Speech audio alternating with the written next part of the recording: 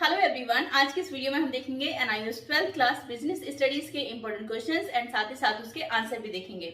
जो question answer आज की इस वीडियो में मैं आपको बताने वाली हूं, अगर आप उनको प्रिपेयर करके जाते हैं तो आपके एग्जाम में आपकी बहुत ज्यादा हेल्प होगी। आप बहुत अच्छे मार्क्स गेन कर सकते हैं। तो इस वीडियो को पहले तो आप एंड तक देखिएगा। इस वीडियो में जो भी क्वेश्चन आंसर बताए गए आप उन क्वेश्चन आंसर को दो तरीके से ले सकते हैं। फर्स्ट, आप इनके स्क्रीनशॉट ले सकते हैं या फिर आप इनका पीडीएफ भी ले सकते हैं। स्क्रीन पर आपके सामने नंबर है। काफी बच्चों को नहीं पता होता कि उनको उनके टीएमए के चैप्टर्स नहीं पढ़ने होते और बच्चे स्टार्टिंग के चैप्टर्स पढ़ के चले जाते हैं या फिर स्टार्टिंग के चैप्टर्स को ही पढ़ते रह जाते हैं और उनको ये पता नहीं रहता कि उनको फर्स्ट से 9th तक के जो चैप्टर होते हैं वो पढ़ने ही नहीं होते।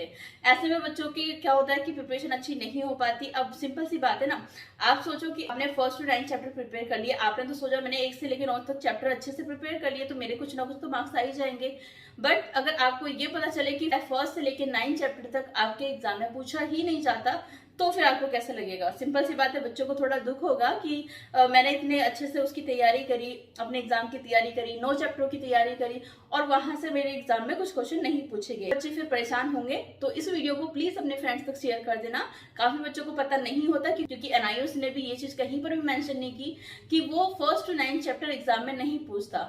तो ऐसे में बच्चे उसकी प्रिपरेशन कर लेते हैं। तो फाइनली आप सभी स्टूडेंट को वो चैप्टर नहीं पढ़ने होते। प्रीवियस ईयर के क्वेश्चन पेपर को मैंने देखा है, वहां से आपसे इन चैप्टर से क्वेश्चन नहीं पूछे जाते। तो आपको क्या करना है, चैप्टर 10 से स्टार्ट करना और चैप्टर 10 आपका बहुत ही ज्यादा इंपॉर्टेंट है। तो उस चैप्टर को सबसे पहले प्रिपेयर करना है। तो उस चैप्टर के इंपॉर्टेंट क्वेश्चन आंसर को आपको सबसे पहले लर्न करना है। तो चलिए हम यहाँ पर स्क्रीन पर देख लेते हैं आपके इंपॉर्टेंट क्वेश्चन एंड आंसर। तो आपका जो चैप्टर 10 है वो आपके लिए बहुत ही ज़्यादा इम्पोर्टेंट है, बहुत ज़्यादा। ठीक है, इस चैप्टर को आपको सबसे पहले प्रिपेयर करना है। इस चैप्टर से कुछ थोड़े से एक्स्ट्रा क्वेश्चन लिए गए हैं ताकि आपके एग्जाम में अगर किसी भी टाइप का क्वेश्चन बने तो आपके एग्जाम में अगर क्वेश्चन आता है इस चैप्टर से तो कोई भी क्वेश्चन आपका ना छूटे। ठीक है, आप उसका आंसर करके आओ। तो सबसे पहला क्वेश्चन है, define the term management. Management को आपको डिफाइन करना है, मैनेजमेंट क्या होता है। तो इसकी एक डेफिनेशन आपके सामने स्क्रीन पे है, आप इसका स्क्रीनशॉट ले सकते हैं। ठीक है, और अगर आप चाहें तो इसका पीडीएफ भी ले सकते हैं, आपके सामने स्क्रीन पे नंबर है। सेकेंड क्वेश्चन आपका है कि एक्सप्लेन इंपॉर्टेंस ऑफ कोऑर्डिनेशन। आपसे कोऑर्डिनेशन के इंपॉर्टेंस पूछे गए हैं तो आपके सामने आंसर है। ठीक है, ये आपके कोऑर्डिनेशन के यहाँ पर इंपॉर्टेंस दिए हुए हैं। ऑब्जेक्टिव ऑफ मैनेजमेंट भी पूछा जा सकता है, आपसे आपके मैनेजमेंट के ऑब्जेक्टिव्स भी पूछे जा सकते हैं। तो आपको आपके सामने इसके आंसर हैं। अगर हम यहाँ पर एक एक करके क्वेश्चन रीड करेंगे तो वीडियो काफ़ी लेंथी हो जाएगी, जो कि हमें नहीं बनानी वीडियो इतनी बड़ी। ठीक है, क्योंकि आप लोगों ने स्क्रीनशॉट ही लेना अभी। यहाँ पर हमारे सामने नेक्स्ट क्वेश्चन है, हमारा question number 4, describe the importance of management. आपको डिस्क्राइब करना है यहाँ पर आपके मैनेजमेंट के जो इंपॉर्टेंस है उनको डिस्क्राइब करना है। तो ये चैप्टर आपका बहुत ज़्यादा इंपॉर्टेंट है, इसलिए आपके यहाँ पर मैंने इतने क्वेश्चन इससे लिए हैं। और आपका जो 5th चैप्टर है ये बहुत ही ज़्यादा इंपॉर्टेंट है। यहाँ पर आपके प्रिंसिपल ऑफ मैनेजमेंट है। तो ये आपके 14 प्रिंसिपल हैं जो कि आपको इनमें से कोई सा भी आ सकता है। डिवीजन ऑफ वर्क आपसे पूछा जा सकता है, ऑथोरिटी एंड रिस्पॉन्सिबिलिटी पूछा जा सकता है, डिसिप्लिन आपसे अलग से एक ना टॉपिक दे दिया जाए कि डिसिप्लिन को आप थोड़ा सा एक्सप्लेन करिए, यूनिटी ऑफ कमांड को करिए एक्सप्लेन, यूनिटी ऑफ डायरेक्शन को करिए एक्सप्लेन। ठीक है, या फिर subordination of individual interest to general interest, या फिर आपसे रिम्यूनरेशन के लिए आ सकता है, सेंट्रलाइजेशन के लिए आ सकता है, या स्केलर चेन के लिए आ सकता है, ऑर्डर या इक्विटी। ये आपके 14 प्रिंसिपल हैं। स्टेबिलिटी ऑफ टेन्योर, ठीक है, या फिर इनिशिएटिव। तो यहाँ पर आपके सामने ये आपके 14 हैं आपके प्रिंसिपल, लेकिन जो लास्ट वाला है ये बहुत ही ज़्यादा इंपॉर्टेंट है। ठीक है, ये आपका एक 14 वाला आपका प्रिंसिपल और एक आपका प्रिंसिपल रहता है यूनिटी ऑफ कमांड या फिर आपका डिवीजन ऑफ वर्क। ये तीनों ज़्यादातर पूछ ले जाते हैं एग्जाम में, तो आप इनको ज़्यादा सबसे पहले लर्न करिएगा। ठीक है, चलिए उसके बाद में आप मैनेजमेंट के लेवल लर्न कर लीजिएगा, top level management, middle level management. Then उसके बाद में एक क्वेश्चन आपका 7 है, आप चाहे तो इसको सिर्फ रीड करके जा सकते हैं, इतना ज़्यादा खास इंपॉर्टेंट नहीं है। बट इससे पहले कि जितने भी इस चैप्टर के क्वेश्चन बताए गए हैं वो बहुत ही ज़्यादा इंपॉर्टेंट है। आप एक भी क्वेश्चन को नहीं छोड़ के जाना आपने। ठीक है, उनको सबको लर्न करके जाना है। फिर हमारा मोस्ट इंपॉर्टेंट चैप्टर आ जाता है प्लानिंग एंड ऑर्गेनाइजिंग। ठीक है, तो आपके सामने आपसे पूछे जा सकते हैं प्लानिंग के प्रोसेस, यानी कि state the different steps of planning process. ठीक है, प्लानिंग प्रोसेस के आपको डिफरेंट स्टेप्स बताने हैं। तो आंसर आपके सामने हैं। ठीक है, ये इसके वो हैं आपके प्रोसेस हैं। फिर आपसे फीचर्स ऑफ प्लानिंग, प्लानिंग के आपसे फीचर्स भी पूछे जा सकते हैं और आपके ऑब्जेक्टिव आपके जो प्रोसेस है उससे ज़्यादा इंपॉर्टेंट है आपके फीचर्स। ठीक है, फीचर्स हैं वो आपके यहाँ पर पूछे जा सकते हैं। फर्स्ट जैसे कि हमारा फर्स्ट फीचर है कि planning is the primary function of management as every activity needs to be plan before it is actually perform. हमारा सेकंड है जो हमारा सेकंड फीचर है हमारा, planning is always goal directed. ठीक है, तो यहाँ पर आपके सामने इसके फीचर्स हैं और उनको एक्सप्लेन किया गया है, आप इनको एक बार रीड कर लीजिएगा। ठीक है, फिर ऑर्गेनाइजिंग आएगा, आपसे इसका मीनिंग पूछा जाएगा कि व्हाट इज़ ऑर्गेनाइजिंग, ये आपको बताना है। Describe the steps in the organising process, organising process के आपको स्टेप्स बताने, तो ये आंसर इसका आपके सामने है। ठीक है, identification of activities, grouping of activities, assignment of responsibilities, granting authority. ठीक है, एस्टेब्लिशिंग रिलेशनशिप, तो ये यहाँ पर आपके सामने है, इनको एक्सप्लेन कर दिया गया है, आप इनको पढ़ लेना। ठीक है, फिर हमारा क्वेश्चन नंबर 4 आ जाता है, explain the meaning of formal and informal organisation. Formal और इनफॉर्मल ऑर्गेनाइजेशन पे एक क्वेश्चन आपसे आ सकता है, इसके चांसेस हैं आपके 99%। ठीक है, 99% चांसेस है कि आपसे फॉर्मल एंड इनफॉर्मल पे डिफरेंस पूछ लिया जाए, तो इस क्वेश्चन को आप अच्छे से पढ़ के जाइएगा। डिफरेंस आपके सामने है फॉर्मल ऑर्गेनाइजेशन का और इनफॉर्मल ऑर्गेनाइजेशन का। ठीक है, ये आपके सामने इसका आंसर है। आपके सामने जो भी क्वेश्चन बिजनेस स्टडीज़ के मैंने इस वीडियो में लिए हैं वो आपके एग्ज़ाम में आपकी बहुत ही ज़्यादा हेल्प करने वाले हैं, क्योंकि इनसे बाहर तो क्वेश्चन एग्जामिनर आपसे पूछेगा ही नहीं। ठीक है, तो यहाँ पर आपके सामने क्वेश्चन नंबर 5 है, distinguish between delegations and decentralisation. तो आपके सामने यहाँ पर दोनों के बीच में आपको डिफरेंस बताना है। ठीक है, किसके बीच में, डेलीगेशन एंड डिसेंट्रलाइजेशन, ये भी आपका इंपॉर्टेंट क्वेश्चन है। ठीक है, आपके सामने आपका 6 क्वेश्चन है, describe the types of plan, जैसे कि objective, strategy, policy, procedure, method, rule, ये सब आपके क्या हैं, प्लान हैं।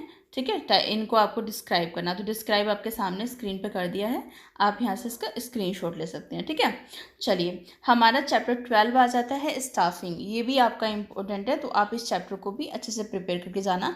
इवन आपके चैप्टर 10 के बाद जो भी आपके चैप्टर्स हैं वो आपके बहुत ही ज़्यादा इंपॉर्टेंट है। ठीक है, तो आप इन सभी चैप्टर्स को बहुत अच्छे से प्रिपेयर करके जाना। चैप्टर में हमारा फर्स्ट क्वेश्चन है, डिफाइन द टर्म रिक्रूटमेंट। हमारा जो फर्स्ट क्वेश्चन है इतना इंपॉर्टेंट नहीं है, सेकंड क्वेश्चन भी आप इसको करके जा सकते हैं, इतना ज़्यादा इंपॉर्टेंट नहीं है। लेकिन जो इस चैप्टर का सबसे ज़्यादा इंपॉर्टेंट क्वेश्चन है वो है आपका difference between training and development. बहुत ही ज़्यादा इंपॉर्टेंट है, क्योंकि आपसे ट्रेनिंग एंड डेवलपमेंट के ऊपर क्वेश्चन आ सकता है, और ऐसा भी नहीं कि अलग अलग आपसे टॉपिक पूछा जाए, नहीं, डिफरेंस ही आएगा पूछने के लिए अगर इस टॉपिक से आता है तो। और इस वाले क्वेश्चन के आने के चांसेस हाईली चांसेस होते हैं। ठीक है, ज़्यादा चांसेस होते हैं इसके आने के। चलिए अब हम यहाँ पर देख लेते हैं हमारा चैप्टर 13 जो कि है डायरेक्टिंग। डायरेक्टिंग चैप्टर हमारा बहुत ही ज़्यादा इंपॉर्टेंट है, बहुत ही ज़्यादा इंपॉर्टेंट डायरेक्टिंग चैप्टर। यहाँ से आपके कुछ क्वेश्चन जो बनेंगे वहाँ पर लिए हैं, एंड कुछ इंपॉर्टेंट क्वेश्चन मैं आपको बताने वाली हूँ जो कि सबसे ज़्यादा इंपॉर्टेंट है इस चैप्टर में। ठीक है, डिफाइन मोटिवेशन, आप मोटिवेशन की एक छोटी सी डेफिनेशन लर्न कर लो, जरूरी नहीं कि इतना बड़ा क्वेश्चन का आंसर आपको लर्न करना है, छोटी सी डेफिनेशन आप लर्न कर लो, क्या बताना है, इंपॉर्टेंस बताना है, तो आंसर आपके सामने है। अब देखिए हमारा जो मोस्ट इंपॉर्टेंट क्वेश्चन है इस चैप्टर का वो है बैरियर्स ऑफ कम्युनिकेशन। ये आपका इंपॉर्टेंट है, आपको यहाँ पर बताने हैं इसके बैरियर्स ऑफ कम्युनिकेशन। ठीक है, तो आपके सामने आंसर है, सिंबल्स विद डिफरेंट मीनिंग्स, या फिर badly express message, faulty translation. ठीक है, ये इसके आंसर, तो यहाँ पर आपके सामने आंसर है। हमारा क्वेश्चन नंबर 3 है कि explain the term leadership and state the qualities of a good leader. हाँ, ये आपका इंपॉर्टेंट हो सकता है क्वेश्चन आपका, कि आपसे टर्म पूछ ली जाए लीडरशिप की और आपसे इसकी क्वालिटीज़ पूछ ली जाए एक गुड लीडर की। ठीक है, गुड लीडर की क्या पूछ ली जाए आपसे, क्वालिटीज़ पूछ ली जाए, तो आंसर आपके सामने है, आप इसको पढ़ के जाइएगा। फंक्शन ऑफ सुपरवाइजर बहुत ही ज़्यादा इंपॉर्टेंट है, फंक्शन ऑफ सुपरवाइजर बहुत ही ज़्यादा इंपॉर्टेंट है, इसको अच्छे से पढ़ के जाइएगा। ठीक है, जितने भी आप प्रीवियस ईयर के क्वेश्चन पेपर देखोगे आपको एक क्वेश्चन तो 99% देखने को मिल ही जाएगा, यानी कि एक क्वेश्चन आपको 99% देखने को मिल जाएगा सभी क्वेश्चन पेपर में। 1% हो सकता है कि किसी ईयर में ये क्वेश्चन ना पूछा जाए, अदरवाइज हर साल आपसे ये क्वेश्चन तो पूछा ही जाता है। हायरार्की थ्योरी ऑफ मोटिवेशन बहुत ही ज़्यादा इंपॉर्टेंट है, ये आपको लर्न करना है। ठीक है, यहाँ पर आपके सामने इसका आंसर है, तो psychological needs, safety and security needs, social needs, esteem needs, self actualisation, ये आपके इसके आंसर हैं। ठीक, तो ये हैं आपके इसके आंसर। यहाँ से आप इसके कुछ अजम्पशन भी हैं, तो यहाँ पर आप इसको रीड कर सकते हैं। फिर हमारा आ जाता है next question, explain briefly non financial incentives use to motivate employees of a company. Question number 6 है, इसको आप रीड कर सकते हैं, इतना ज़्यादा इंपॉर्टेंट नहीं है, बट हाँ एक बार अगर आप रीड कर लेंगे तो इसमें कोई बुराई भी नहीं है। ठीक है, ये आपके इसके आंसर हैं आपके सामने, आप इसको रीड कर सकते हैं। फिर हमारा एक क्वेश्चन जो कि आपको इस चैप्टर से बनेगा ही बनेगा, कोऑर्डिनेशन एंड कंट्रोलिंग का एक क्वेश्चन दोनों का मिक्स होकर आएगा, तो इस चैप्टर को आप अच्छे से पढ़ के जाना। There is a close and reciprocal relationship between planning and controlling comment. आपको बताना है कि आपके प्लानिंग एंड कंट्रोलिंग के बीच में रेसिप्रोकल रिलेशनशिप है, इस पे आपको कमेंट करनी है। तो ये क्वेश्चन आपका बहुत ही ज़्यादा इंपॉर्टेंट है। ये क्वेश्चन आपको इस तरीके से भी पूछा जा सकता है, थोड़ा सा वर्डिंग चेंज भी की जा सकती है, ठीक है। लास्ट की मैंने कुछ वीडियो में इस क्वेश्चन को अलग तरीके से भी बताया हुआ है, तो आप उसको भी देख सकते हैं, ठीक है। Explain various steps of the process of control. तो आपको यहाँ पर कंट्रोलिंग के क्या बताने हैं, प्रोसेस बताने हैं, तो ये आप पढ़ सकते हैं, यहाँ पर है आपके सामने। बट जो सबसे ज़्यादा हाईली चांसेस है वो आपके फर्स्ट वाले क्वेश्चन के आने के हैं, सेकंड वाले के कम चांसेस हैं as compare to first question, ठीक है। हमारा चैप्टर 15 आ जाता है फाइनेंसिंग ऑफ बजट, ठीक है। तो ये हमारा क्वेश्चन है, यहाँ पर हमारा फर्स्ट क्वेश्चन आपको 1 मार्क्स में देखने को मिल सकता है, डिस्काउंटिंग ऑफ बिल, ठीक है। What is mean by discounting of bill, ये आपको 1 मार्क्स में क्वेश्चन पूछा जा सकता है, तो आप इसकी छोटी सी डेफिनेशन एक बार लर्न जरूर कर लेना, ठीक है। चलिए, उसके बाद में हमारा क्वेश्चन नंबर 2 है, explain 92 ways in which a business enterprise can obtain bank credit. आपका ये क्वेश्चन आपसे पूछा जा सकता है, आप इसको मतलब लर्न कर सकते हैं, ये आपका इंपॉर्टेंट है, आपके सामने इसका आंसर है, ठीक है। हमारा चैप्टर 16 आ जाता है, source of long term finance. यहाँ से आपसे स्टॉक मार्केट का एक क्वेश्चन 1 मार्क्स में से ज़्यादा क्वेश्चन नहीं पूछा जाता, या फिर म्यूचुअल फंड्स पे भी आपका एक क्वेश्चन पूछा जा सकता है। आपसे इस चैप्टर से स्टॉक मार्केट या फिर म्यूचुअल फंड से एक छोटी सी डेफिनेशन आ सकती है, तो वो आपसे पूछा जा सकता है। हमारा जो थर्ड क्वेश्चन है ये आपका इंपॉर्टेंट है, ठीक है। यहाँ इसके फंक्शन दिए हुए हैं।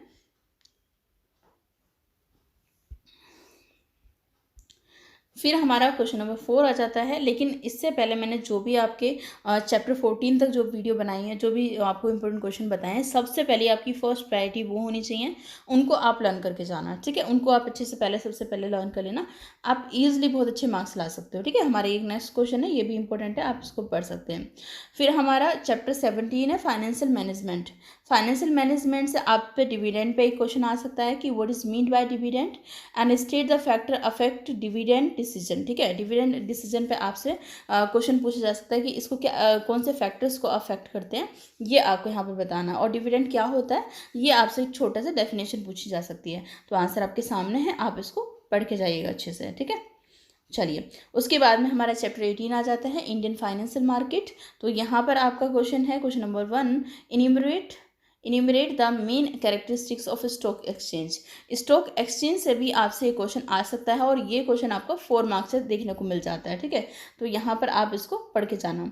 अच्छा, ये क्वेश्चन आपका जो फर्स्ट क्वेश्चन है, इसके कैरेक्टरिस्टिक्स भी पूछे जा सकते हैं, इसके एडवांटेजेस भी पूछे जा सकते हैं, ठीक है। आंसर आपके सामने है, यहाँ पर आप देख सकते हैं। तो ये 2 तरीके से आपसे क्वेश्चन पूछा जा सकता है, दोनों को लर्न करके जाइएगा। फिर हमारा चैप्टर 19 आ जाता है, इंट्रोडक्शन टू मार्केटिंग। बहुत इंपॉर्टेंट चैप्टर है introduction to marketing. Marketing chapter से भी आपको क्वेश्चन देखने को मिलते हैं। कुछ चैप्टर्स ऐसे होते हैं जहाँ से 101% क्वेश्चन पूछा ही जाता है, ठीक है। आपको डिफाइन करना मार्केट को जरूरी नहीं है कि आप अलग से डिफाइन करें, 1-2 लाइन में आप मार्केट को डिफाइन कर दीजिएगा। इस डेफिनेशन लर्न कर लेना, बिकॉज ये आपका एक किसी क्वेश्चन के साथ मिलके ही आएगा। जैसे कि आपसे मार्केटिंग के इंपॉर्टेंस पूछ ले जाए, जैसे कि हमारा नेक्स्ट क्वेश्चन है, मार्केटिंग के इंपॉर्टेंस पूछ ले जाए, और उसके साथ साथ आपसे बोला जाए कि what is marketing and explain या फिर स्टेट इंपॉर्टेंस ऑफ मार्केटिंग, ठीक है। आपसे इस तरीके से भी क्वेश्चन पूछा जा सकता है। तो ये आपके मार्केटिंग के इंपॉर्टेंस है, इनको पढ़ लीजिएगा। अब आपका जो इम्पोर्टेंट क्वेश्चन आता है वो आता है आपका कि मार्केटिंग एंड सेलिंग के बीच में डिफरेंस। तो ये आपका इम्पोर्टेंट है, ठीक है। मार्केटिंग एंड सेलिंग के बीच में आपसे डिफरेंस पूछा जा सकता है, तो ये क्वेश्चन आपका इम्पोर्टेंट है, आप इसको अच्छे से पढ़ के जाइएगा। अब हमारा मार्केटिंग मिक्स आ जाता है, ये भी आपका इम्पोर्टेंट क्वेश्चन चैप्टर है आपका। यहाँ से आपके कौन से क्वेश्चन बनेंगे अभी देख लेते हैं। एडवर्टाइजिंग आपको पता होना चाहिए।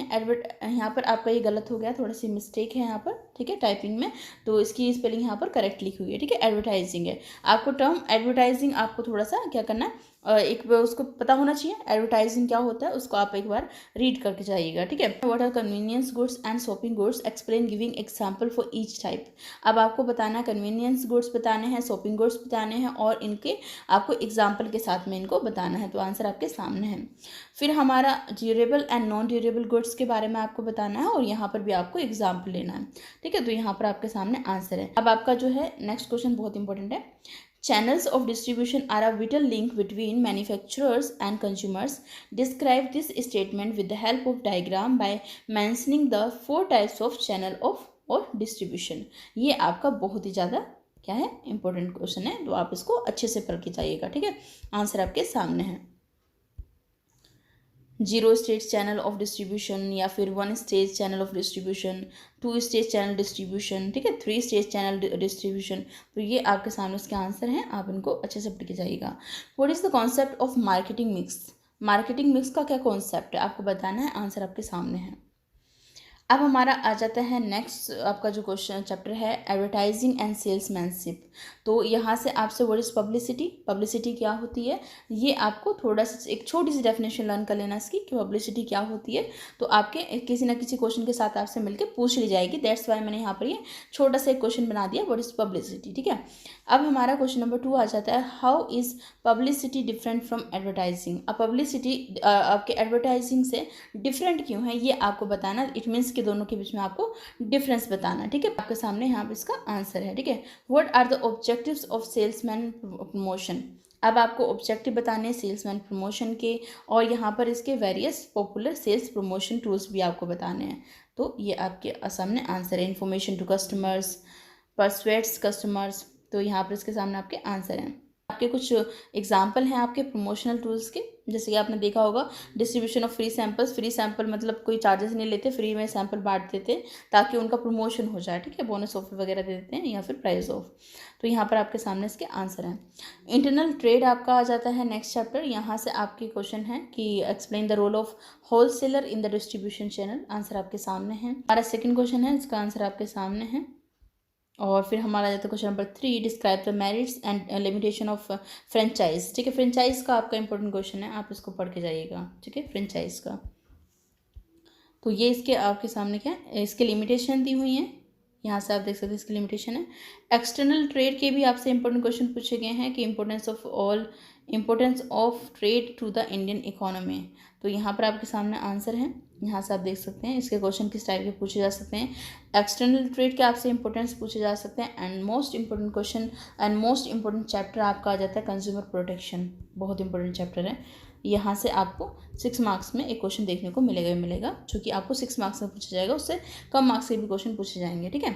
हमारे फर्स्ट चैप्टर से राइट ऑफ कंज्यूमर पूछे जा रहे हैं, ठीक है। तो यहाँ पर इसके राइट है, राइट टू सेफ्टी, या फिर right to be inform, right to choose, right to be heard, ठीक है। तो ये हमारे इसके क्या है, राइट टू कंज्यूमर एजुकेशन, ये हैं इसके राइट्स, ठीक है। तो इस तरीके से आपको इनको लर्न करने हैं। रिस्पॉन्सिबिलिटी ऑफ कंज्यूमर की कुछ रिस्पॉन्सिबिलिटीज़ होती हैं, वो आपको यहाँ पर देखनी है। बी क्वालिटी कॉन्शियस, ठीक है। तो यहाँ पर आपके सामने है इसकी रिस्पॉन्सिबिलिटी, कंज्यूमर की क्या क्या रिस्पॉन्सिबिलिटीज़ होती हैं वो आपके सामने है, ठीक है। तो आप इनको पढ़ के जाइएगा, अच्छे से लर्न कर लेना इनको, ठीक है। तो जो ये क्वेश्चन आपके बहुत ही ज़्यादा इंपॉर्टेंट है वो मैंने इस वीडियो में लिए हैं, आपके एग्जाम में आपकी बहुत ही ज़्यादा हेल्प करने वाले हैं। तो इस वीडियो को अपने फ्रेंड्स के साथ शेयर भी कर दें। एंड अदर सब्जेक्ट की वीडियोस भी आ रही हैं, तो चैनल को सब्सक्राइब करके रखें, क्योंकि यहाँ पर आपके अपडेट हो, NIOS का कोई रिजल्ट का अपडेट हो या कोई भी अपडेट हो, आपको टाइम टू टाइम मिल ही जाता है। तो चैनल को सब्सक्राइब करके रखें, बेल आइकन को प्रेस करके रखें। वीडियो अच्छी लगी है तो इसको लाइक भी कर दें। चलिए मिलेंगे नेक्स्ट वीडियो में। Thank you for watching.